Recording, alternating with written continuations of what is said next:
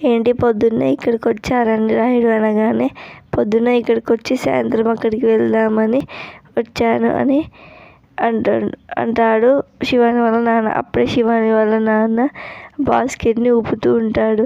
అప్పుడే రాయుడు ఆ బాస్కెట్ని చూసి, వాసన బాగా వస్తుంది, నాకేనా అని అనగానే, కాదు, నేను బయటికి వెళ్తున్నా కదా, నా పెద్ద కూతురు టిఫిన్ చేసి పంపించింది అని అంటాడు. అప్పుడే తన వాసన చూసి, ఇది అన్నం కాదు, దోశలు అని చెప్తాడు.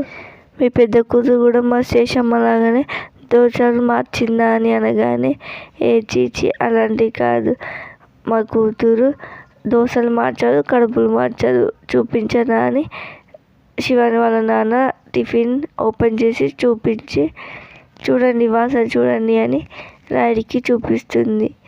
శివాని వాళ్ళ నాన్న దోశల్ని పట్టుకొని ఉంటాడు. అప్పుడే రాయుడు వచ్చి దాని వాసన చూస్తూ, అబ్బా, పొగలు కమ్ముకుంటూ దీని వాసన ఎంత బాగా వస్తుందో అని అనగానే, ఏంటి నోరు ఊరుతుందా అని శివాని వాళ్ళ నాన్న అంటాడు. కాదు, చెయ్యి ఊరుతుంది అని అంటాడు.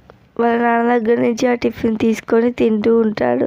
అల్లుడు గారు, నా పెద్ద కూతురు నా కోసం దోశలు వేసి ఇచ్చింది, మీకోసం కాదు అని టిఫిన్ శివాని వాళ్ళ నాన్న గుంజుకుంటాడు.